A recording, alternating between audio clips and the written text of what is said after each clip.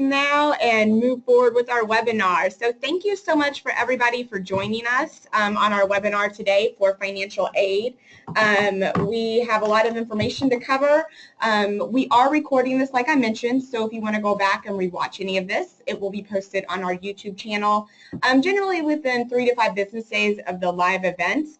And I'll email out everybody that registered with a direct link for that once it's up and running.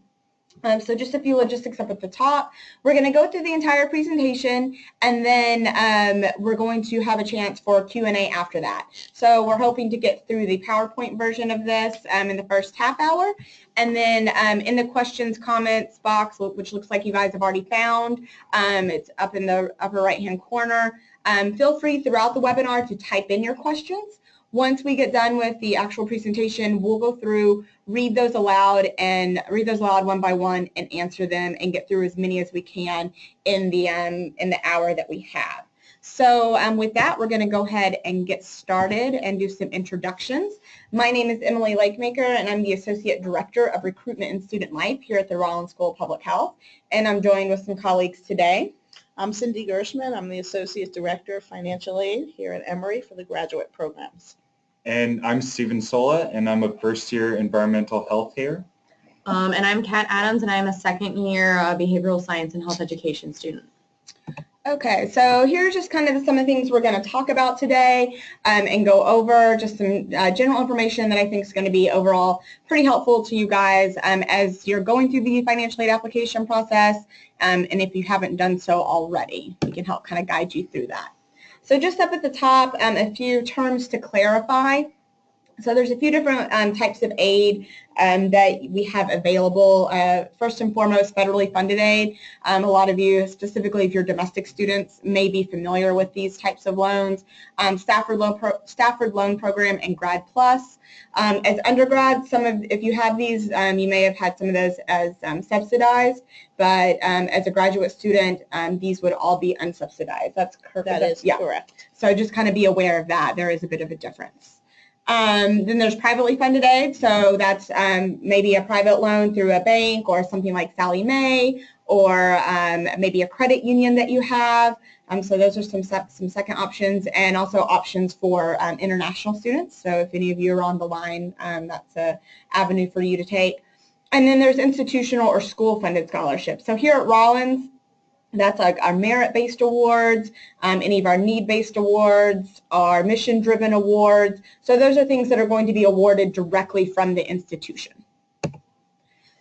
So just kind of touching on what we mentioned earlier, for federal financial aid, so any of the federal loans, Stafford or Grad Plus, those are eligible only for U.S. citizens and permanent residents.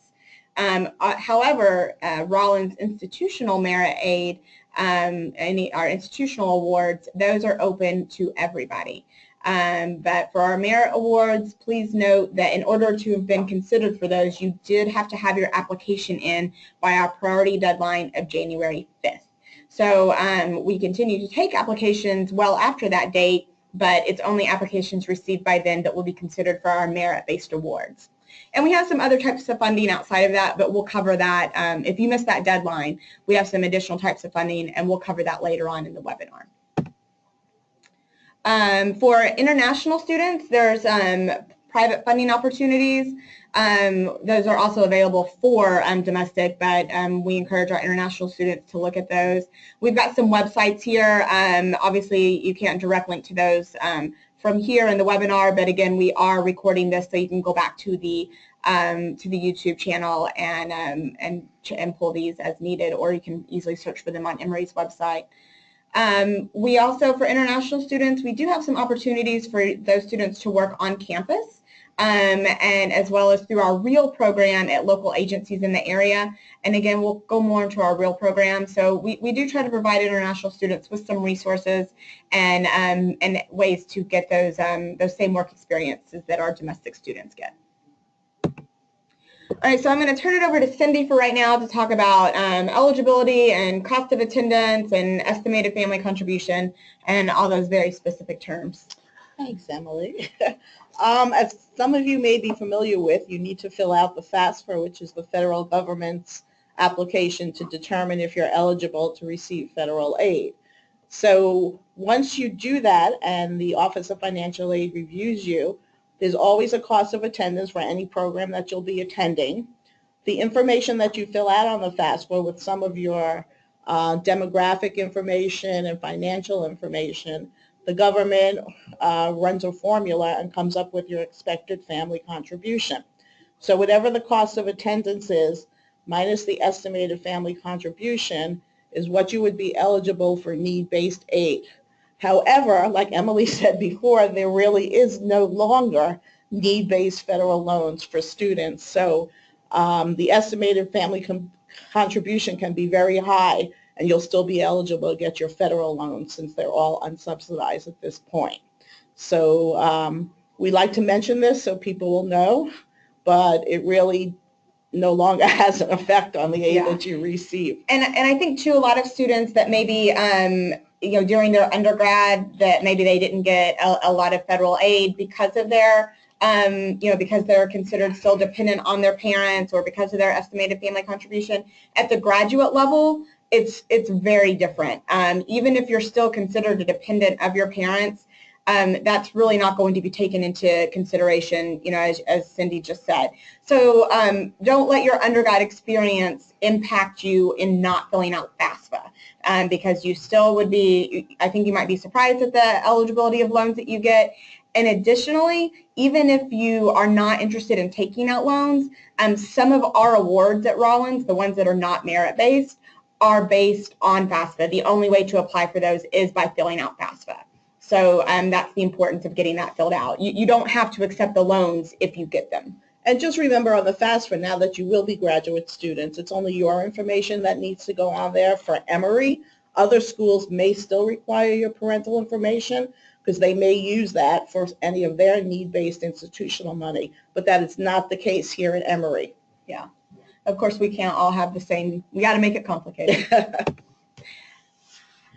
Okay, so like I mentioned before in the previous slide, there's a cost of attendance with every program. So you can see the chart here, depending upon which path you'll be taking here at Rollins. You can see the tuition, and these are current tuition charges for the current academic year that we're in of 16-17. Tuition will go up a little bit. We do not have those figures yet. But we should have them probably by the end of February. So the school will definitely update their website, and we, of course, will have that information in the financial aid office as well. So the cost of attendance has tuition as one of the components. There are mandatory university fees, so you can see what those are across the board. Living expenses, we use an estimate that we get from the College Board. If any of you are familiar with the College Board, with the SATs and that you might have done in your undergrad, we use the middle of the line cost for living expenses here in the Atlanta area. And those are based on government statistics. So it's not just a figure that's pulled out of the air. There's definitely research behind it. Books and supplies come directly from the school. So this is what the school estimates that you will spend. And these figures that we're showing are per term, so just remember that as well. It's not the cost for the whole year.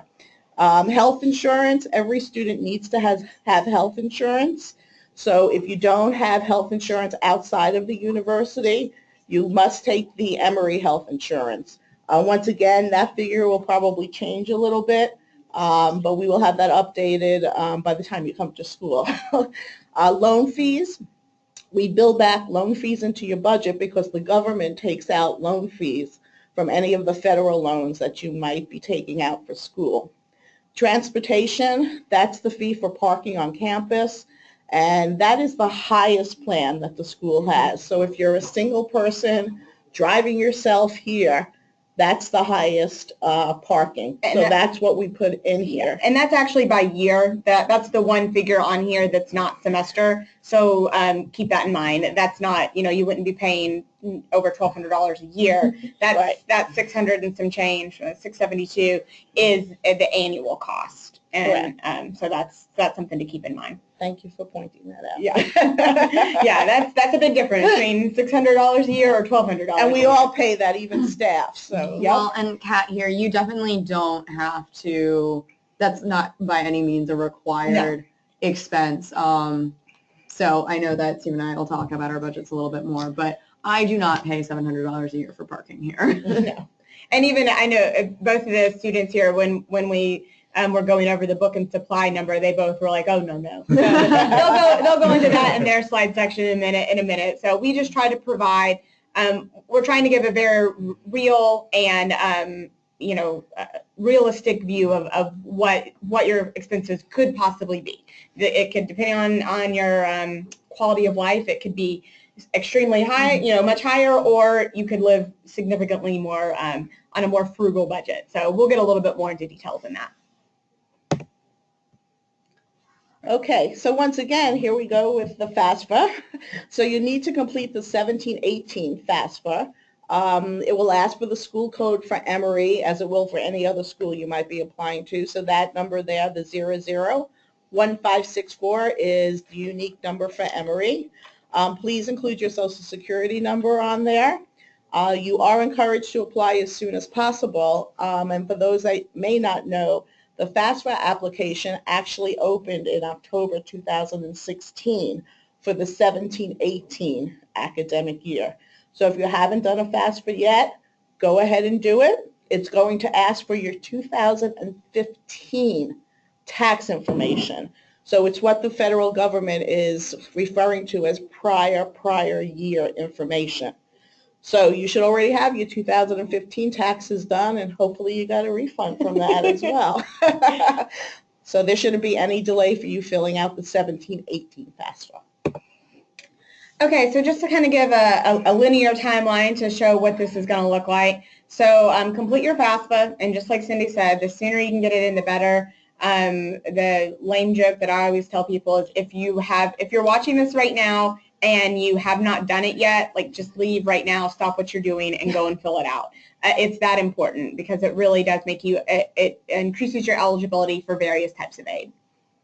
There may be requests for additional information, so you may have to submit that. So just be sure that you're checking email and your Emory account, which is Opus. Those of you that have been accepted should already have your Opus account information.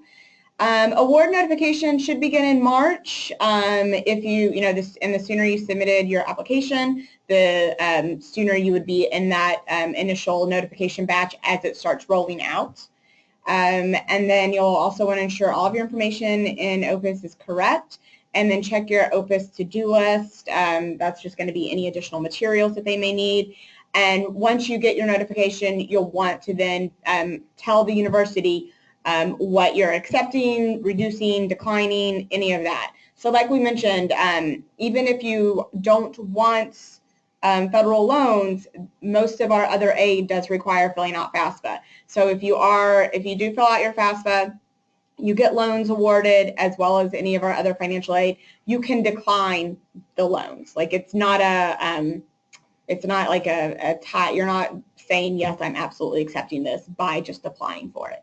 So you'll have to go into your Opus account and click yes, no, I'll accept this, I'll accept that. And like Emily said, please check your email because our award notifications do go out electronically. It's an email electronic notification. Mm-hmm.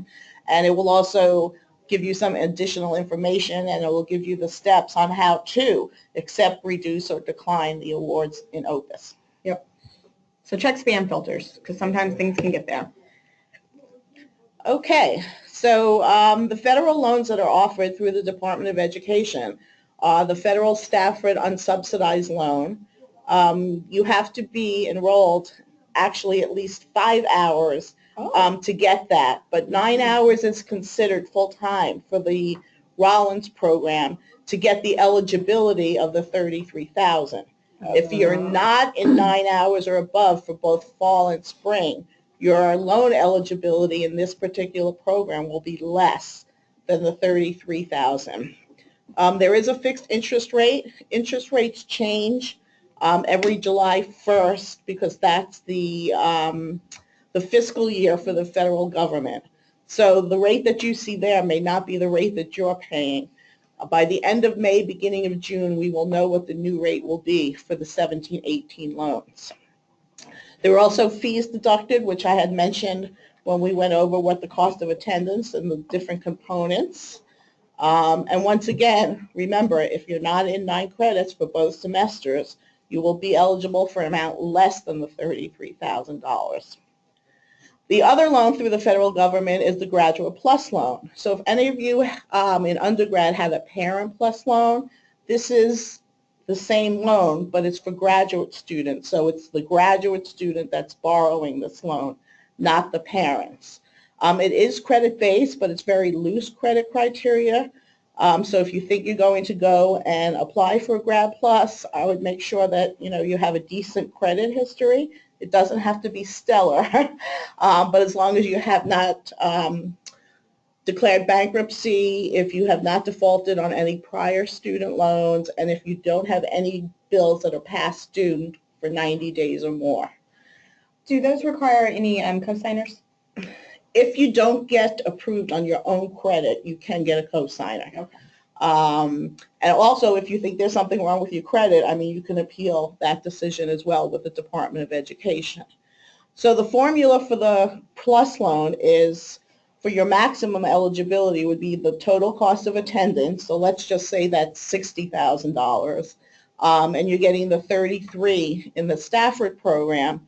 Then you would have $27,000, if I did my math correctly, off the top of my head, would be the maximum that you can get the Grad Plus for. But once again, you don't have to take out the maximum. You need to sit down and figure out what your budget will be, and our students here will definitely go over what they spend so you can get a good idea of life as a student. Once again, the interest rate will change, so we'll know that at the beginning of June. And there's also a loan fee that the Department of Education takes out for this loan as well. Then the private educational loans are most of your major banks, as well as Sallie Mae, as Emily had said before, or credit unions. And you have to check with those lenders individually because they are not regulated as strictly as the federal loans are. So you should ask what their interest rates are. You should ask what their terms are. As far as repaying, do you have to pay anything while you're in school? Some lenders may ask you to make interest payments while you're in school. So if you're going to do the private educational loans, please just find out all that information. Yeah, that's a really good point, because those private education loans, if you've never taken one out before, they are quite different than this federal loans in terms of the overall terms of paying back and protections that you may have. With the federal student loans, there's opportunities for deferment if you're unemployed or maybe have some medical issues, and all of those private student loans may not offer, depending on the lender and depending on the terms, they may not offer those. So just kind of be aware that it is a quite different system than the federal student loans.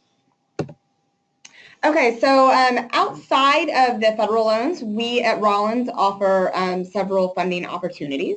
The first and foremost is our merit scholarships. And so those of you that got your application into our office by the priority deadline of January 5th were automatically considered. There's no additional application that's required for that. So each one of these awards is reviewed and selected by the academic department that you're applying to. So each department will make their recommendations as to who should receive these awards.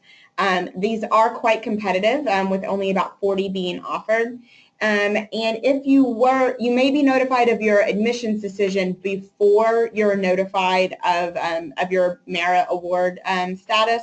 So if you've already received your admissions decision, first and foremost, yay. Secondly, we won't be sending out merit award notifications until probably close to the end of this month. So don't think that just because you've been admitted and haven't heard anything, we haven't got that far yet. So just kind of sit tight on that. You will have all of your information about financial aid awards between our merit awards and then your overall financial aid award. That usually goes out by mid-March, late March at the latest. And then the deadline to commit, your deposit deadline, is April 15th. So you'll have all of that financial information certainly in time to make the best decision for you on where you're going to go. Additionally, for anybody that is an RPCV, a Return Peace Corps volunteer, or an AmeriCorps alum, we do offer some funding on those for those students. If you, again, it's no additional application is required. We just need to see on your SOFIS application that you have completed one of these two programs. If you are a Return Peace Corps volunteer, that is an automatic $10,000, and AmeriCorps is $6,000. And this is awarded over your time here. This is not per semester. I can't stress that enough. So this is over your 4 semesters here. It is based on availability of funds. So, if you're applying to the program in, May, June, something like that, and you are an RPCV or an AmeriCorps, we can't guarantee that these funds will be available. So again, that's an incentive to get everything in as soon as possible. And your notification of this will be in your financial aid. It will be wrapped up in your total financial aid award, which will be in Opus and sent to you via email. Next up is probably our most popular opportunity, which is called REAL, Rollins Earn and Learn. This one, in order to apply, you do have to complete the FAFSA. This is more of a first come, first serve award until the funds are gone. So it's not really need-based. So again, this goes back to if you haven't filled out FAFSA and you want to be eligible for some of this, you've got to go back and do that. So basically, students that are awarded REAL as part of their financial aid package are then eligible to apply for jobs that are underneath this program. So it's basically like a work-study program. And we've partnered with about 100 agencies across the city of Atlanta, everything from departments of public health, the CDC, CARE, the Jimmy Carter Center, Task Force for Global Health, anyone, Boys and Girls Club, so many agencies. Yeah. Emory Healthcare. Emory, yeah. I mean, if it's doing public health in Atlanta, chances are we have infiltrated them and they have created a real position for us. So again, if you get awarded this as part of your financial aid package, in August, when the job board opens up for newly admitted students, you would then be eligible to apply for the jobs within that program. And you can earn up to $2,000 a semester or $4,000 a year. You can see that's $8K spread out over the 2 years you're here. And it's, usually 15 to 20 hours a week, 20 hours a week max, I think would even be high. But it's actual legitimate public health work. That's the key here. You're not making copies, you're not getting coffee, you're doing program implementation, evaluation, data analysis. Well, it's legitimate public health work. And so a lot of students are able to get a practicum experience out of this, and sometimes your real job can even turn into your real job upon graduation. So we'll just make that extra confusing for you. Yeah. And then international students, so we certainly don't leave you guys out in this process. For domestic students, obviously the way to apply, as we mentioned, is FAFSA. International students, you guys are eligible for this program in your second semester. So it's just an internal form that we have here that you would fill out in your first semester here, and then you would be notified if you are eligible for the program for your second semester. And then you can continue to stay in it by filling out the forms. And I would just add, definitely fill out, even if you have no intention of taking out loans, or federal loans, definitely fill out FAFSA in order to get your REAL, because it is so much easier to find a part-time job if you are REAL eligible. Not that there aren't not that there aren't jobs outside of REAL. Actually, I'm getting paid not through REAL right now. But it's just so much easier. It's easier for you. It's easier for the organization. It's more streamlined. So I would just definitely want to emphasize that. Yeah, and we've got about 500 students in the program right now.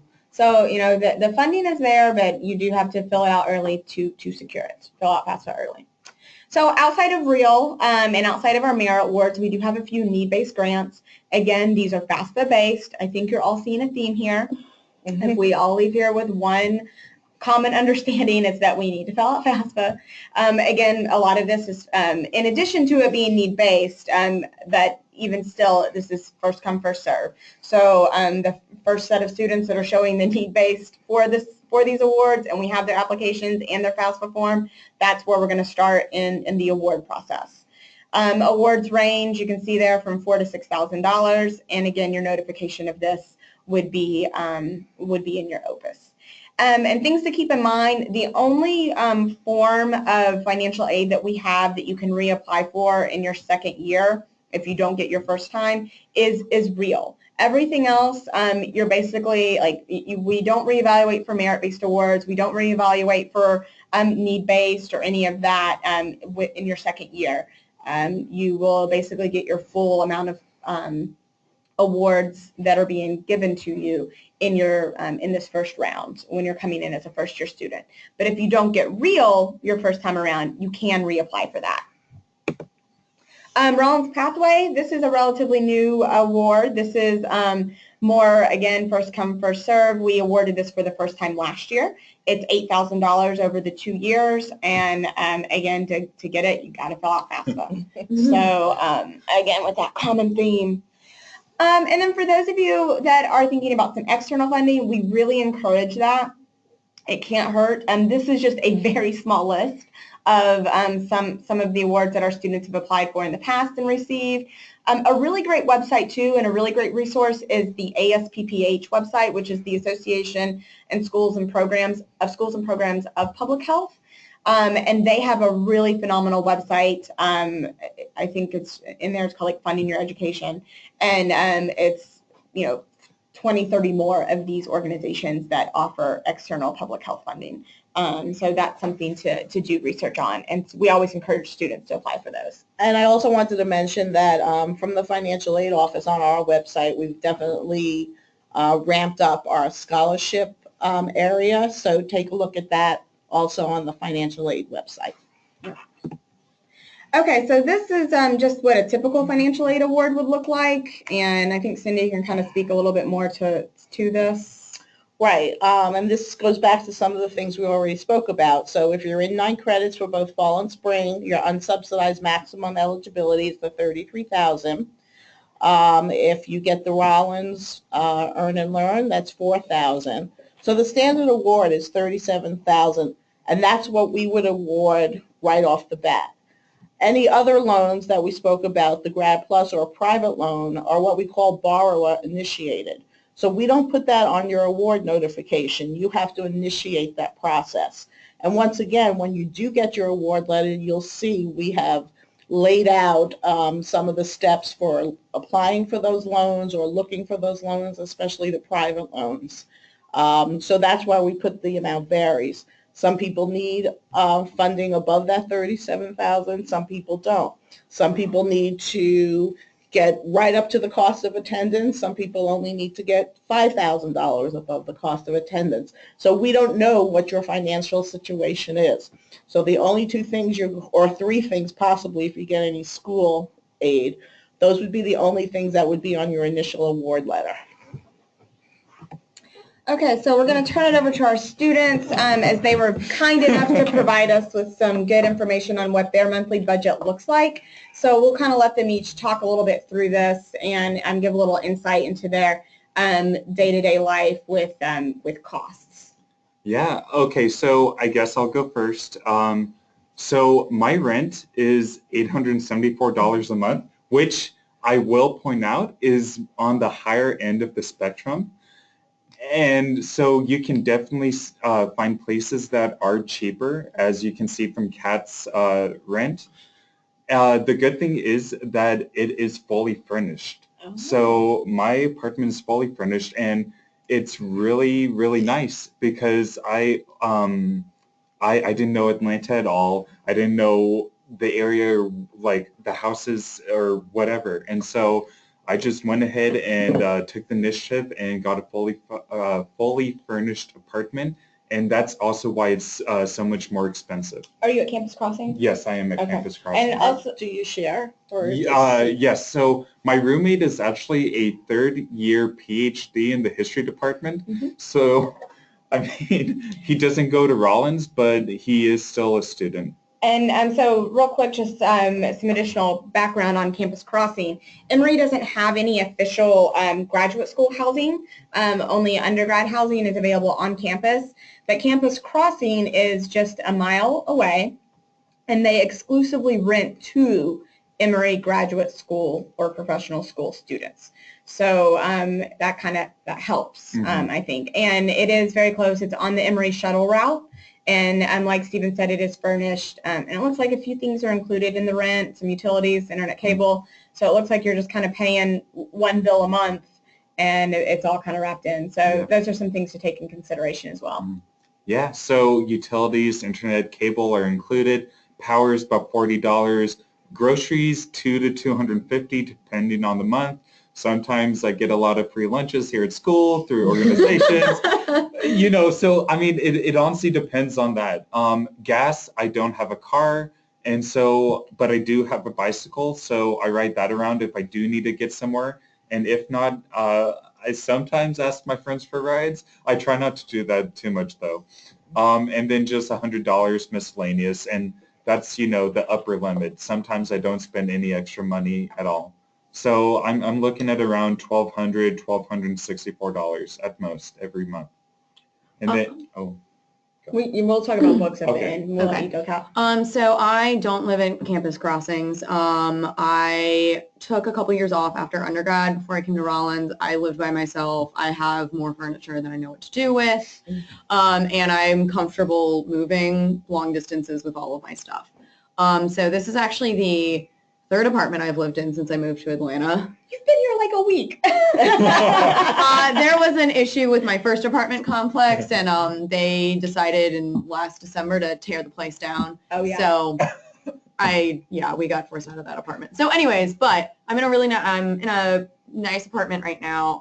It's a 2-2. I share with another Rollins student who is a first year, who is a little bit older. So we didn't have to worry about furnishings. It's not nearly as nice looking as the Campus Crossing apartments, but I don't really care. Utilities, our water and trash is included in our rent, but everything else is not. So we have electric, AC, and like normal electricity, and then a gas furnace and gas kitchen appliances. So it kind of varies. I'd say, it just really varies depending on the month. During the summer, our electric bill is way higher, and during the winter, when it's cold and we have to use the furnace, gas is way higher. We have the cheapest internet plan possible because Comcast is not my favorite, and we're not really home that much. Between my roommate and I, we pretty much sleep there and are either at school or at work, so we don't really need super nice internet. I spend a ton on food because that's super important to me. That's just groceries, and I probably spend even more on food on the weekends and beer and whatnot. But that's important to factor that in. Yes. I splurge on food, and I don't track down free food at Rollins. I meal prep all of my food on Sunday, so I just do a lot of cooking. I go through about a tank of gas a month. I have 2 jobs. That neither one of which are public transportation accessible. And then, $100 on random miscellaneous stuff. I also owe Emory money right now because my loans did not cover all of my tuition. So I have an additional like $300 every month that I'm pulling out of savings to finish paying for tuition for my last semester of grad school. All right. And then books, you guys, your guys' numbers look a bit different than the numbers that Emory provides, which is good news. But, we just want to make sure that the students have a good idea of what it could be versus, we've got some students who have some insight on how to avoid maybe a $500 book fee. Yeah, so for me, I would say about 100 to 200. Last semester was about, about 150. But actually this semester, I haven't bought any books because a lot of my classes only recommend books and they don't actually require you to buy the books. For my biostatistics class, the teacher may say, okay, do this problem in the textbook, and I would just ask a friend to borrow their textbook and do the problem then and there. So, but I will point out, the recommended textbooks are very good. They're very high quality. So it would, you know, if you do like to buy the textbooks, definitely buy the textbooks. Yeah, I spent probably $200 or $300 my first semester at Rollins because between biostats, epi, and then my required BShe classes all had textbooks. And then the second semester I had no textbooks, but I probably spent $100 on printing because I was reading 200 pages a week between my various classes, and I can't do that much reading on a computer screen. So I was printing out an exorbitant amount of paper on a weekly basis. This year it's been a little bit more even. Again, I'm in the behavioral sciences department, so we aren't super big on textbooks. I have a lot of seminar classes, so it's just a lot of printing from readings. I have one textbook. I had like one $90 textbook this semester, and everything else is through course reserves. And that's the other thing is a lot of times the professors will already have the required textbook on course reserves at the health sciences library, or you can ask them to put it on. So that way if you really can't afford the textbook or can't get your hands on it, you can at least have access to it at the library. You can't take it home, but for like a situation like Stephen was talking about where you don't really need it except for problems and maybe a little bit of further explanation, it works perfectly well for that. All right, thanks guys. So here we've got some contact information for if you've got any additional questions. Emory's Financial Aid Office has 3 financial aid advisors specifically for graduate schools. And you can see it's broken up by last name alphabet here. This contact information is also on our Rollins website as well as Emory's financial aid website. So if you can't catch us right now, it's not the end of the world. We've also got kind of the peak advisors here, or the peak hours, and when best times to contact them, and Cindy's contact information is here as well. Real quick before we wrap up this part of the presentation, I do want to point out some of our other webinars and events that we have coming up. We've got department-specific webinars for all the admitted students. If you're not admitted but have just applied to, or maybe even prospective, these could be great ways to learn about the departments.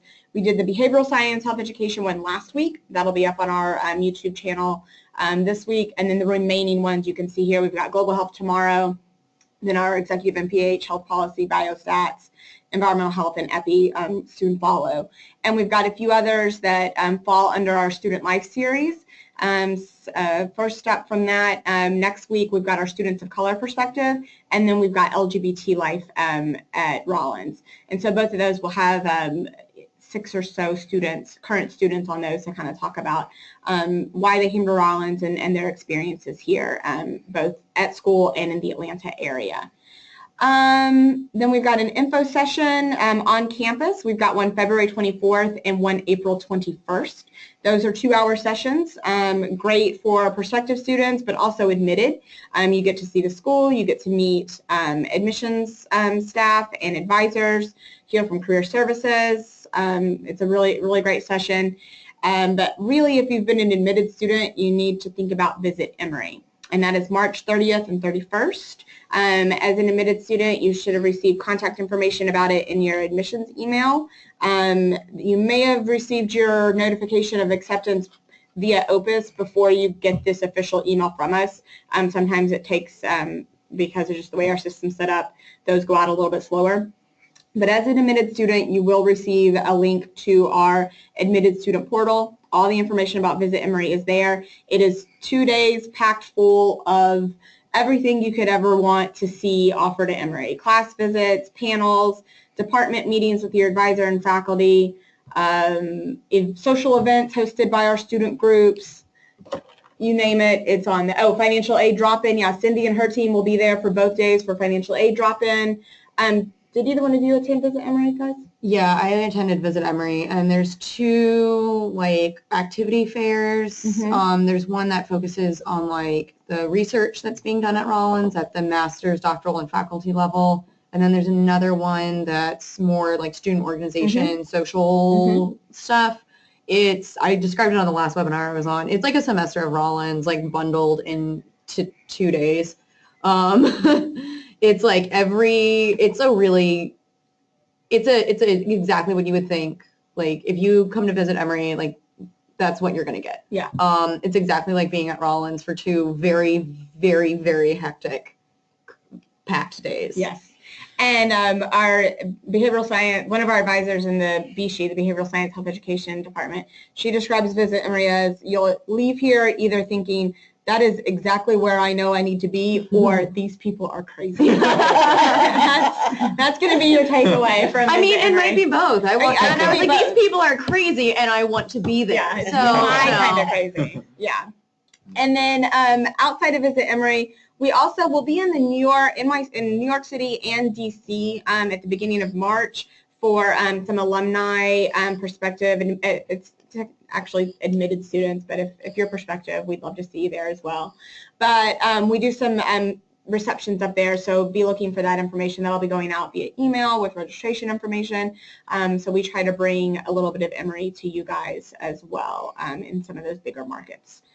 So with that, I think we're going to go ahead and open it up to questions. We've got a little bit of time here left for that. So let's see, get these opened up. So I'm just going to read these aloud. So feel free to start typing in your questions, and we'll read them aloud and answer them as we go through.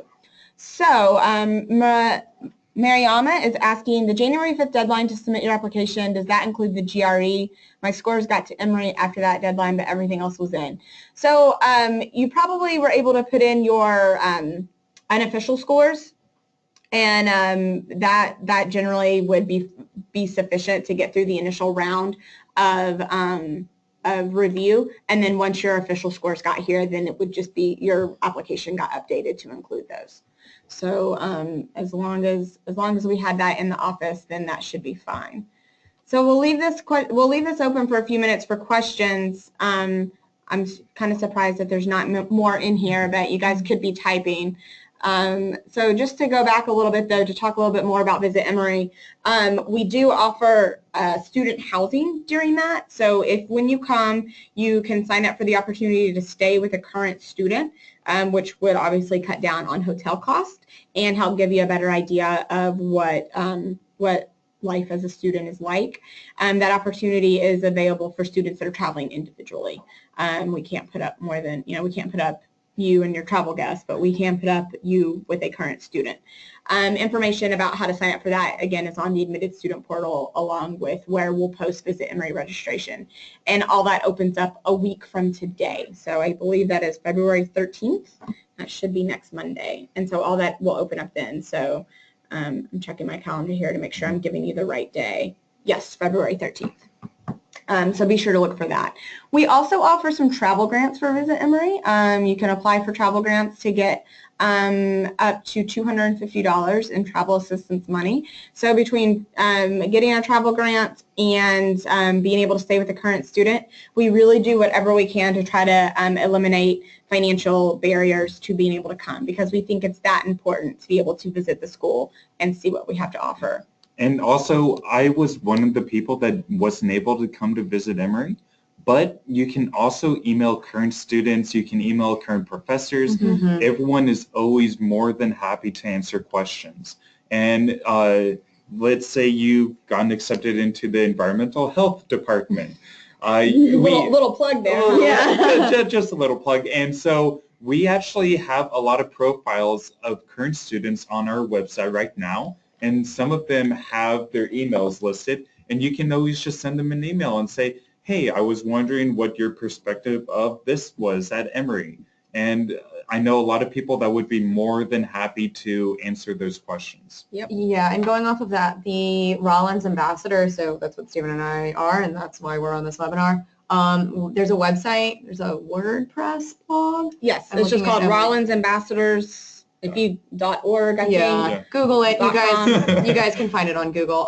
But it has, so there's like probably about 50 of us, and it has like bios and some contact information for all of the ambassadors, and we have a really diverse range of interests. So if you're interested in, if you look at the ambassador website and see anyone in particular that you feel has experience that is similar to the one you're looking for, you can contact the ambassadors, and we will get in touch with we'll get everyone in touch with the right person. So that's another avenue for some directed contact. Mm-hmm. Absolutely. And both Kat and Stephen are ambassadors, so they could be ones that you could talk to.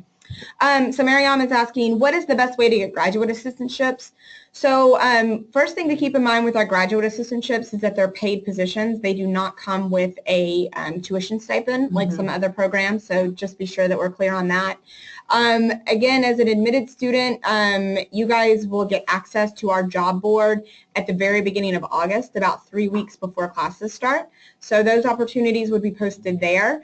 But really, I would say most students get those opportunities once they're actually here and really kind of start beginning to network and to meet professors, to meet staff.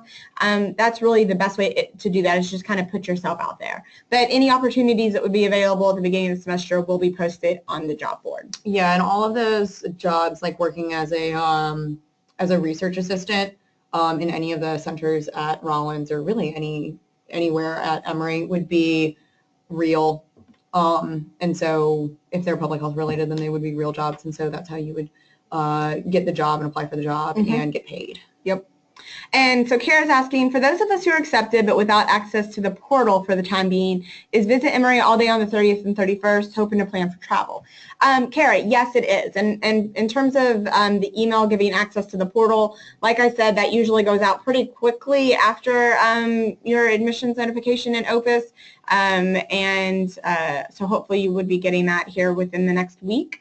Just sometimes with the timing and with the way our system matches up, it can be a little bit more delayed than I would like, but you would be getting that here very soon. And then all the details about Visit Emory are in there. But yes, it is all day on the 30th and 31st. March 30th is kind of what we call the optional day. That's where we have events like, that's where you can sign up for class visits. We have a Life in Atlanta panel that's led by current students. We've got, our student government host Combos on Tap, which is basically a school-wide happy hour with alcoholic and non-alcoholic drinks and some snacks. We do a reception with our deans and faculty on that day. So it's kind of just a big day of various events that you can select to go to. Friday, which is the 31st, is what we call the main day, and that starts out with everybody in the auditorium with presentations from our deans.